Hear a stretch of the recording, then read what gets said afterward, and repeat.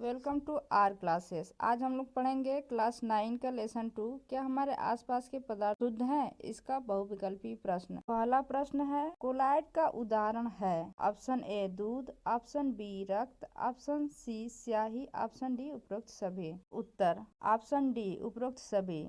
दूध, रक्त, स्याही कोलाइड के उदाहरण है। प्रश्न नंबर 2, निलंबन का उदाहरण है। ऑप्शन ए मटमैला पानी, ऑप्शन बी साबुन विलयन, ऑप्शन सी स्टार्च विलयन, ऑप्शन डी दंत पेस्ट।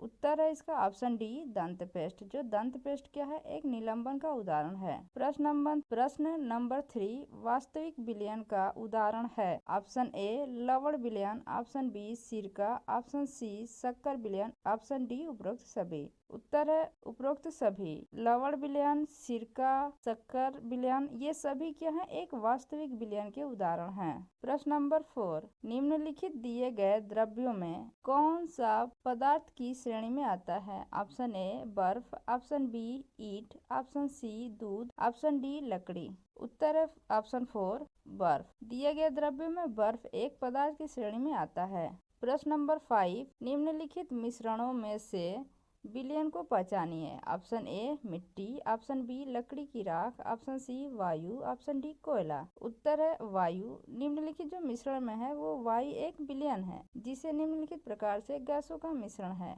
प्रश्न नंबर 6, लौह के बने किसी बर्तन पर जंग का लगना कहलाता है। ऑप्शन ए संक्षारण या क्षय और यह एक भौतिक साथ ही एक रासायनिक परिवर्तन है। बी है घुलना और यह एक भौतिक परिवर्तन है। ऑप्शन सी है संक्षारण और यह एक रासायनिक परिवर्तन है। ऑप्शन डी है घुलना तथा यह एक रासायनिक परिवर्तन है। उत्तर है इसका ऑप्शन सी संक्षारण और यह एक रासायनिक परिवर्तन है। लोहे से बने किसी बर्तन का जंग लगना क्या कहलाता है? संक्षारण कहलाता है जंग लग गया और यह एक रासायनिक परिवर्तन कहलाता है। प्रश्न नंबर 7, सल्फर तथा कार्बन डाइसल्फाइड का मिश्रण है। ऑप्शन ए विषमांगी तथा टिंडल प्रभाव दर्शाता है, ऑप्शन बी समांगी तथा टिंडल प्रभाव दर्शाता है, ऑप्शन सी विषमांगी तथा टिंडल प्रभाव नहीं दर्शाता, ऑप्शन डी समांगी तथा टिंडल प्रभाव नहीं दर्शाता। उत्तर है इसका ऑप्शन डी समांगी तथा टिंडल प्रभाव नहीं दर्शाता। सल्फर तथा कार्बन डाइसल्फाइड का मिश्रण जो है वो समांगी तथा टिंडल प्रभाव नहीं दर्शाता है। प्रश्न नंबर 8,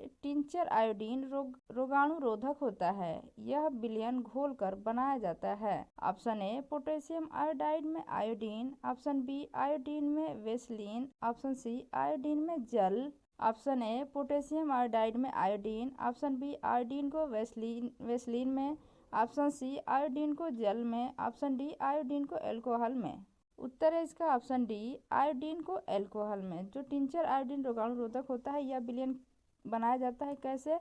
आयोडीन को अल्कोहल में घोलकर बनाया जाता है। प्रश्न नंबर 9, निम्नलिखित में से कौन सा रासायनिक परिवर्तन है? पहला है लकड़ी का सड़ना, दूसरा है लकड़ी का जलना, तीसरा है लकड़ी का आरा से बुरादा बनाना और चौथा है लकड़ी के टुकड़े में हथौड़ी से कील ठोकना।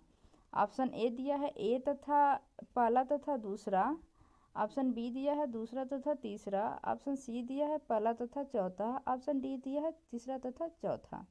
उत्तर है इसका ऑप्शन ए पहला तथा दूसरा। जो निम्नलिखित में है लकड़ी का सड़ना और तथा लकड़ी का जलना एक रासायनिक परिवर्तन है। रासायनिक परिवर्तन में हम जानते हैं कि कोई नया पदार्थ नहीं बनता है। अगर लकड़ी सड़ जाएगी तो फिर उससे हम लकड़ी नहीं प्राप्त कर सकते और लकड़ी जल जाएगी तो वो भी राख बन जाएगी। इससे हम फिर दोबारा लकड़ी नहीं प्राप्त कर सकते, मतलब ये अपने पूर्व अवस्था में नहीं आती है रासायनिक परिवर्तन में। प्रश्न नंबर 10, दो रसायन स्पीसीज एक्स तथा वाई एक साथ संयोग करके उत्पाद पी बनाते हैं जिसमें एक्स तथा वाई दोनों हैं। एक्स प्लस वाई जो है क्या बना रहे हैं? एक उत्पाद पी बना रहे हैं। एक्स और वाई क्या है? अभिकारक हैं। तो एक्स और वाई को सरल रासायनिक अभिकारकों द्वारा सरल पदार्थों में नहीं तोड़ा जा सकता। निम्नलिखित में से कौन एक्स वाई तथा पी से संबंधित सही है? पहला है पी एक यौगिक है, दूसरा है एक्स तथा वाई यौगिक हैं, तीसरा है एक्स तथा वाई तत्व हैं, चौथा है पी की निश्चित रचना है। तो ऑप्शन ए है पहला दूसरा तथा तीसरा, ऑप्शन बी है पहला दूसरा तथा चौथा, ऑप्शन सी है दूसरा तीसरा तथा चौथा, ऑप्शन डी है पहला तीसरा तथा चौथा। उत्तर है इसका ऑप्शन डी सही है, पहला ये पहला है, तीसरा और चौथा। जो x तथा y है यह एक तत्व है तथा p एक यौगिक है और p की रचना निश्चित है। हमें पता है कि तत्व मिलकर क्या बनाते हैं, यौगिक बनाते हैं। यही x तथा y एक तत्व है।